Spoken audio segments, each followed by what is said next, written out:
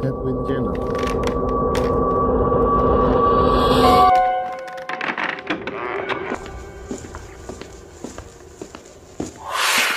Assalamualaikum warahmatullahi wabarakatuh. Selamat datang kembali di channel Sobat Horor 02. Kali ini kita akan melanjutkan cerita horor yang cukup menarik untuk kita lanjutkan, yaitu kisah teror arwah Nyai Darti. Seperti apa kelanjutannya? Bagaimana nasib Arga, seorang wartawan muda yang sedang menjalankan tugasnya di desa tersebut? Simak kisahnya sampai selesai. Dan buat kalian yang belum subscribe, ayo subscribe dulu ke channel ini dan nyalakan lonceng notifikasinya supaya kalian tidak ketinggalan cerita-cerita menarik lainnya dari kami. Dan inilah teror Nyai Darti.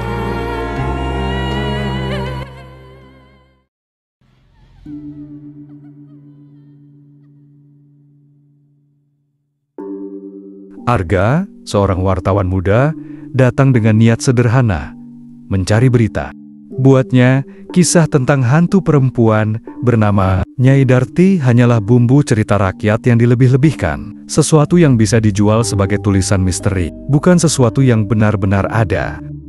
Sejak sore tadi, ia sudah mendengar cerita warga tentang penampakan perempuan berkebaya lusuh, rambut panjang, menutupi wajah, yang suka muncul tiba-tiba di jalan desa. Tentang sumur tua yang dianggap sebagai kuburan arwah penasaran. Tapi Arga hanya tersenyum. Baginya, ini hanyalah cerita untuk menakut-nakuti. Namun malam pertama itu, pikirannya mulai berubah. Setelah makan malam di rumah kepala desa, Arga dipersilakan tidur di kamar kecil rumah panggung itu. Kamarnya sederhana, hanya beralaskan tikar dengan bantal tipis. Dinding kayu sudah tua. Banyak celah di antara papan yang membuat angin malam bebas masuk. Arga berbaring sambil menatap langit-langit. Di luar, suara serangga malam terdengar jelas. Sesekali, anjing menggonggong dari kejauhan. Tidak ada cahaya listrik, hanya lampu minyak kecil di pojok ruangan yang temaram. Cahayanya bergoyang seperti api lilin. Awalnya Arga merasa biasa saja. Ia membuka laptop, menuliskan sedikit catatan, lalu menutupnya kembali. Tapi ketika waktu semakin larut, suasana berubah. Udara di kamar tiba-tiba terasa dingin menusuk, meski ia sudah berselimut. Dan saat itulah, ia mendengarnya pelan sekali, hampir seperti bisikan. Suara perempuan menangis. Arga membuka mata. Ia menoleh ke arah jendela yang hanya ditutupi kain tipis. Dari luar, terdengar jelas suara tangisan itu. Tangisan lirih, seolah berasal dari seseorang yang duduk sendirian di bawah rumah panggung. Arga menelan ludah. Ia mencoba berpikir logis. Mungkin ada warga, mungkin ada ibu-ibu yang lagi susah hati, pikirnya. Ia mencoba menutup telinga dengan bantal, tapi suara itu tidak berhenti. Bahkan, semakin lama tangisan itu makin jelas, diselingi dengan suara lirih seperti orang memanggil, "Tolong, aku kedinginan." Arga merinding. Suaranya terdengar tepat di bawah lantai. Padahal, rumah panggung itu berdiri cukup tinggi. Ia bisa merasakan, seolah-olah ada seseorang menangis di bawah sana. Arga duduk pelan, menajamkan telinga. Tangisan itu naik turun, kadang terisak pelan, kadang terhenti seperti suara tercekat. Ia memberanikan diri, mengintip lewat celah papan di lantai. Dari sela-sela kecil itu, ia melihat sesuatu yang membuat jantungnya berdetak tak karuan. Ada bayangan, samar tapi jelas. Bayangan sosok perempuan dengan rambut panjang terurai, duduk membelakangi rumah. Bahunya berguncang, seperti orang menangis terseduh-seduh. Arga tersentak mundur, nafasnya memburu. Ia berusaha meyakinkan diri. Mungkin itu warga desa, mungkin orang tersesat. Tapi pikirannya kacau. Kalau itu benar orang, kenapa duduk di bawah rumah panggung, sendirian, tengah malam begini? Tangisan itu mendadak berhenti. Sunyi, hening sekali. Arga menahan napas. Tapi seketika, suara itu berpindah. Kali ini terdengar tepat di samping jendela kamarnya. Arga, tubuhnya membeku.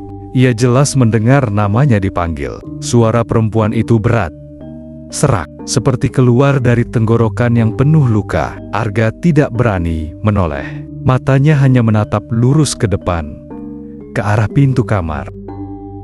Dadanya naik turun cepat. Jantungnya seolah akan meledak. Lalu, duk, duk, duk. Suara ketukan pelan di kaca jendela terdengar. Tidak keras, tapi cukup untuk membuatnya hampir berteriak. Arga meraih lampu minyak kecil di samping bantal, berusaha menguatkan diri. Ia menoleh cepat ke arah jendela, tapi tidak ada siapa-siapa. Hanya kain tipis yang tertiup angin, bergoyang perlahan. Arga menghela napas panjang, mencoba menenangkan diri. Itu cuma halusinasi. Aku terlalu capek, gumamnya. Ia memutuskan untuk rebahan lagi, memejamkan mata. Namun, ketika ia mencoba tidur, suara itu kembali. Kali ini jauh lebih dekat, tepat di telinga kirinya. Aku tidak bersalah. Arga terloncat dari tikarnya, menabrak dinding kayu. Lampu minyak hampir terjatuh. Matanya membelalak, mencari-cari sumber suara. Tapi kamar itu kosong, hanya dirinya seorang. Tangisan itu hilang, seolah ditelan malam. Yang tersisa hanya keheningan dan detak jantung Arga yang masih berpacu kencang. Malam pertama di desa itu benar-benar menguji nyalinya. Ia sadar, cerita tentang Nyai Darti mungkin bukan sekadar omong kosong. Dan malam itu hanyalah awal dari teror yang jauh lebih menyeramkan. Setelah malam pertamanya yang penuh teror, Arga merasa pikirannya tidak tenang. Ia tidak bisa begitu saja menepis suara tangisan yang terdengar jelas di luar kamarnya. Sebagai wartawan, rasa ingin tahunya jauh lebih besar daripada rasa takut. Pagi itu, dengan mata yang masih lelah dan kepala berat, Arga memutuskan untuk memulai penyelidikan. Ia ingin tahu siapa sebenarnya Nyai Darti dan kenapa namanya begitu ditakuti warga desa. Ia berjalan berkeliling, mewawancarai beberapa penduduk yang ia temui. Anehnya, setiap kali nama Nyai Darti disebut, ekspresi mereka langsung berubah. Ada yang tiba-tiba terdiam, ada yang buru-buru berpaling, bahkan ada yang menolak berbicara sama sekali. Seorang nenek tua yang sedang menjemur pakaian di halaman akhirnya berbisik lirih padanya. Kalau kau ingin tahu, pergilah ke belakang rumah tua di ujung desa. Di sana ada sumur yang tidak boleh disentuh. Disitulah Nyai Darti dikubur tanpa doa. Ucapan itu membuat bulu kuduk Arga berdiri, bukan hanya karena isinya, tapi juga karena tatapan nenek itu. Tatapan kosong, penuh ketakutan, seolah ia sudah melihat sesuatu yang tidak ingin diingat lagi. Siang itu, Arga memberanikan diri berjalan menuju rumah tua yang dimaksud. Lokasinya agak jauh, di pinggir desa, melewati jalan setapak penuh ilalang. Cuaca mendung, langit kelabu, dan angin berhembus, membawa aroma tanah basah.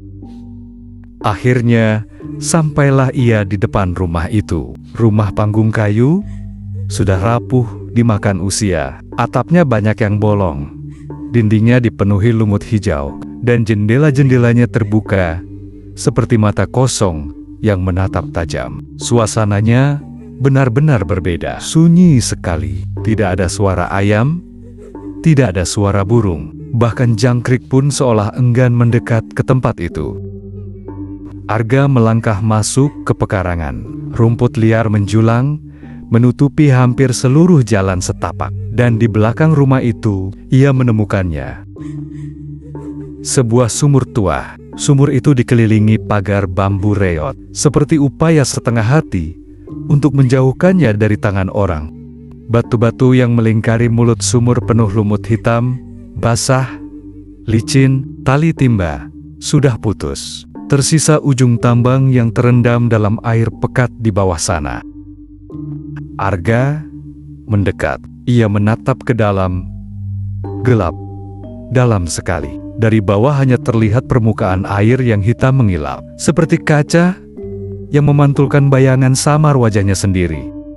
Tiba-tiba, angin bertiup kencang. Pepohonan di sekitar rumah berderak keras. Arga merapatkan jaketnya. Tapi ia tidak mundur. Ada perasaan aneh yang mendorongnya untuk terus menatap sumur itu. Dan saat itulah, ia mendengarnya lagi.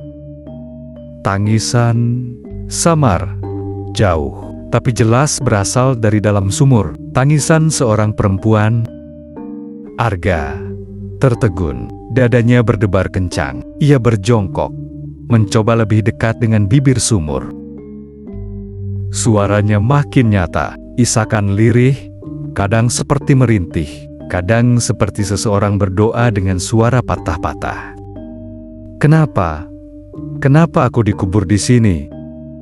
Arga tersentak mundur. Tubuhnya gemetar. Suara itu bukan hanya tangisan, tapi juga suara lirih yang terdengar seolah berbicara padanya. Ia menatap lagi ke dasar sumur, berusaha meyakinkan diri bahwa semua ini hanyalah imajinasinya. Tapi tiba-tiba, dari dalam air yang hitam, muncul gelembung-gelembung besar. Permukaan air bergetar, lalu sesuatu bergerak di bawah sana. Arga memicingkan mata, jantungnya berdetak semakin cepat. Ia melihat rambut panjang, hitam pekat, perlahan muncul ke permukaan air. Rambut itu melayang-layang, basah, seperti hendak naik dari kedalaman. Arga mundur setapak, napasnya memburu. Ia ingin pergi, tapi kakinya berat. Pandangannya tidak bisa lepas dari sumur itu. Perlahan muncul wajah pucat. Wajah seorang perempuan dengan mata kosong, bibir biru, dan pipi penuh luka lebam. Rambutnya menutupi sebagian wajah, tapi cukup untuk membuat Arga yakin sosok itu bukan manusia biasa. Arga terperangah, tangannya gemetar. Sosok itu tidak sepenuhnya keluar, hanya separuh wajahnya yang muncul di permukaan air. Namun matanya menatap lurus ke arah Arga. Mata kosong, tapi penuh dendam. Lalu terdengar suara serak itu lagi. Kali ini jelas sekali. Arga, tolong aku. Arga tersentak. Bagaimana bisa? Sosok itu tahu namanya. Ia baru 2 hari di desa ini. Belum banyak orang yang mengenalnya. Ia mundur terburu-buru. Hampir tersandung akar pohon. Nafasnya terengah-engah. Keringat dingin bercucuran meski udara begitu dingin. Ia berbalik, berlari menjauh dari sumur itu tanpa menoleh ke belakang. Namun sebelum benar-benar meninggalkan halaman rumah, Arga mendengar sesuatu yang membuatnya berhenti sejenak. Suara tertawa, tawa lirih, panjang, menggema dari dalam sumur. Tawa perempuan yang penuh rasa sakit, tapi juga penuh ancaman. Dan tawa itu seakan mengejek, seolah Nyai Darti baru saja menandai dirinya. Pagi itu, setelah semalaman dibayang-bayangi suara tangisan yang tak jelas wujudnya, Arga duduk di beranda rumah panggung sambil menyeruput kopi hitam buatan ibu kepala desa. Matanya masih berat, lingkar hitam menggelayut di wajahnya. Tapi satu hal jelas, ia tidak bisa berhenti memikirkan suara itu. Jangan dipikirkan terlalu jauh, kata kepala desa yang duduk di sebelahnya. Mungkin cuma suara angin atau binatang malam. Tapi nada suaranya terdengar ragu, seolah ia sendiri tak yakin dengan kata-katanya. Arga hanya tersenyum kecil, lalu mengalihkan pembicaraan. Namun sepanjang hari, ia terus bertanya pada warga. Ia mencari jawaban. Setiap kali nama Nyai Darti atau sumur belakang rumah tua disebut, wajah orang-orang desa itu langsung berubah. Ada yang mendadak terdiam, Ada yang tiba-tiba berpaling seakan takut. Bahkan ada yang langsung menutup mulut rapat-rapat. Sampai akhirnya, seorang bapak paruh baya yang sedang menebas ilalang di tepi sawah berbisik lirih padanya, "Kau harus hati-hati, nak. Jangan sekali-sekali mendekati sumur itu." Banyak yang bilang, dari dalam sumur sering terdengar suara minta tolong. Arga menghentikan langkahnya. "Suara? Minta tolong?" tanyanya, agak menahan tawa. Baginya, itu terlalu dramatis. Bapak itu mengangguk pelan, lalu melanjutkan dengan suara hampir bergetar. "Ya, suara perempuan. Kadang lirih, kadang jelas sekali. Seperti orang yang tenggelam dan memohon untuk diselamatkan. Tapi siapapun yang mendekat, mereka bilang selalu ada yang mengikuti pulang." Arga terdiam. Perkataan itu terlalu spesifik untuk dianggap sekadar gosip. "Siapa yang pertama kali dengar suara itu?" tanya Arga. Bapak itu hanya geleng kepala cepat-cepat, lalu menatapnya penuh ketakutan. "Jangan tanya lebih banyak. Kau orang luar. Kalau kau pintar, dengarkan saja peringatan ini. Jangan mendekati sumur Nyai Darti. Jangan, nak." Arga ingin menertawakan semua ini. Namun, tatapan mata bapak itu, mata yang jelas-jelas menyimpan trauma, membuatnya bungkam. Sepanjang jalan pulang, pikirannya kacau. Warga di sini seolah hidup dalam bayang-bayang ketakutan. Apakah benar ada sesuatu di sumur itu? Atau hanya kisah lama yang diperbesar? Malamnya, Arga kembali duduk di kamar kecil rumah panggung itu. Lampu minyak menyala redup, bayang-bayangnya menari di dinding. Ia menuliskan catatan di buku, mencoba menyusun kisah ini sebagai bahan liputan. Namun saat sedang menulis, tiba-tiba suara papan lantai di bawah rumah berderit pelan. Arga mendongak. Sunyi. Lalu, samar-samar terdengar suara lirih. "Tolong! Tolong aku!" Napas Arga tercekat. Suara itu lagi, sama persis dengan semalam. Kali ini terdengar jelas, seperti berasal dari halaman belakang, dari arah sumur. Arga berdiri perlahan. Jantungnya berdegup kencang. Ia ingin membuka jendela, tapi tangannya gemetar. Perkataan warga siang tadi langsung terngiang-ngiang di kepalanya. Siapapun yang mendekat, selalu ada yang mengikuti pulang. Suara itu terdengar lagi. "Tolong, aku terjebak di dalam." Arga mundur. Tubuhnya merinding. Ia menutup telinga dengan kedua tangan, mencoba mengusir suara itu. Tapi semakin ia menutup, semakin jelas suara itu bergema di kepalanya. Seakan bukan berasal dari luar, tapi langsung berbisik dari dalam pikirannya. Arga terhuyung, duduk di sudut kamar, menatap pintu yang terkunci rapat. Bulir keringat mengalir di pelipisnya meski udara malam begitu dingin. Dan saat ia menahan napas, tiba-tiba terdengar ketukan pelan di dinding kayu. Tok, tok, tok. Arga menoleh cepat, tidak ada siapa-siapa.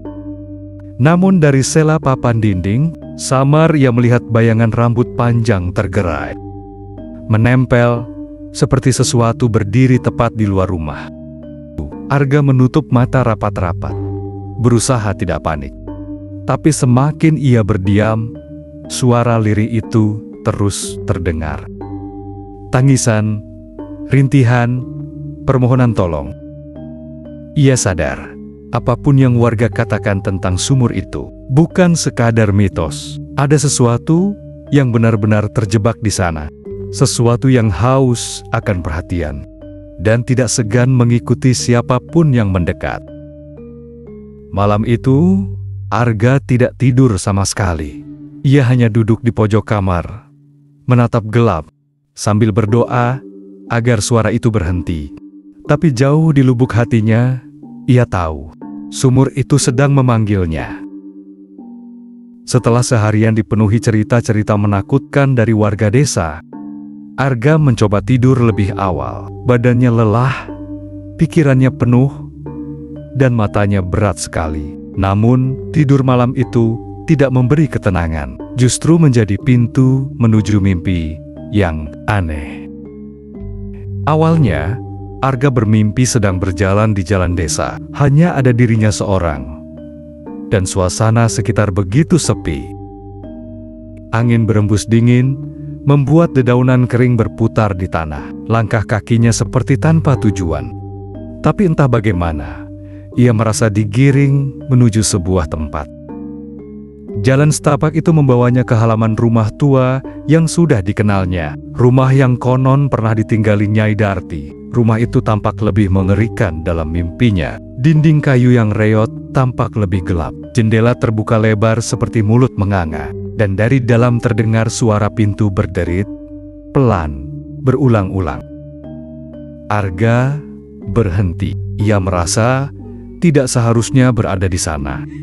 Tapi kakinya seperti dikunci, tak bisa bergerak mundur. Tiba-tiba, ia mendengar suara lirih dari belakang rumah, suara yang sangat familiar. "Tolong!" Arga menelan ludah. Suara itu jelas berasal dari arah sumur. Dalam mimpi itu, ia berjalan perlahan. Jantung berdegup keras. Pekarangan belakang dipenuhi rumput liar yang melambai tertiup angin.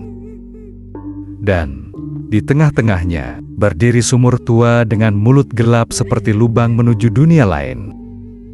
Saat ia mendekat, suara itu semakin jelas. "Tolong aku!" Arga berdiri di bibir sumur, menatap ke dalam. Gelap, begitu dalam. Tapi, perlahan, ada sesuatu yang bergerak di sana. Mula-mula, ia melihat tangan pucat yang terikat dengan tali lusuh, terjulur dari air hitam. Tangan itu gemetar, berusaha meraih apapun di atas. Arga membeku, matanya melebar. Kemudian, dari kegelapan sumur itu, muncul tubuh seorang perempuan. Pakaiannya kebaya lusuh, basah kuyup menempel di tubuhnya. Rambut hitam panjang menutupi wajahnya, meneteskan air kotor. Tubuhnya terikat, seakan sengaja ditenggelamkan di sana.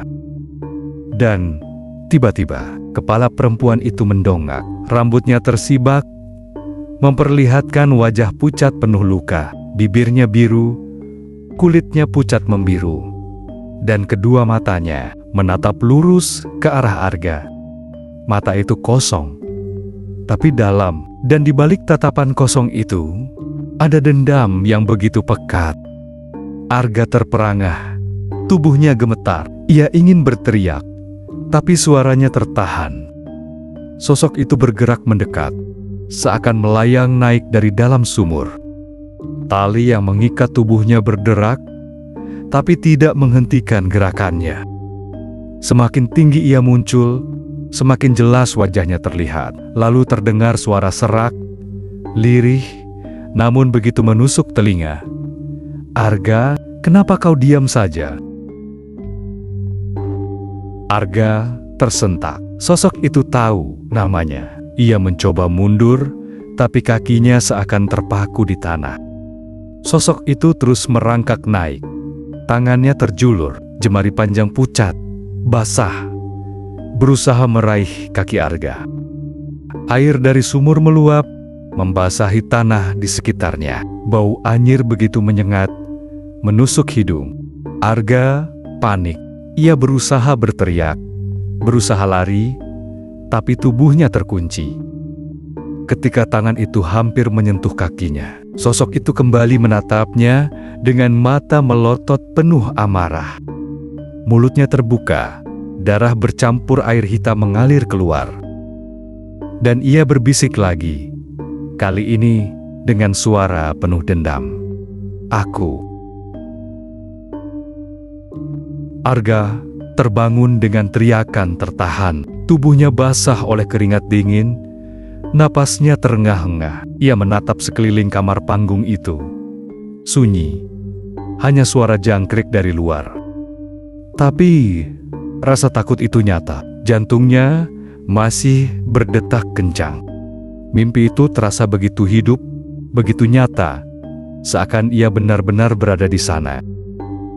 Arga menatap tangannya, jemarinya gemetar. Dalam hati, ia yakin mimpi itu bukan sekadar bunga tidur. Itu adalah pesan. Sebuah pertanda bahwa arwah Nyai Darti benar-benar ingin dirinya melihat. Benar-benar ingin dirinya tahu sesuatu. Dan malam itu, Arga tidak berani memejamkan mata lagi. Ia tahu, jika ia tidur, mimpi itu akan datang kembali. Namun yang paling membuatnya ketakutan adalah satu hal. Bagaimana mungkin sosok dalam mimpinya tahu namanya?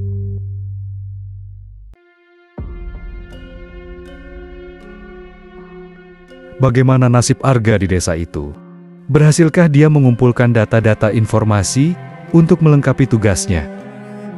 Bisakah Arga keluar dari teror Nyai Darti? Dan pesan apa sebenarnya yang ingin arwah Nyai Darti sampaikan kepada Arga? Nantikan jawabannya di part ketiga, hanya di channel Sobat Horor 02.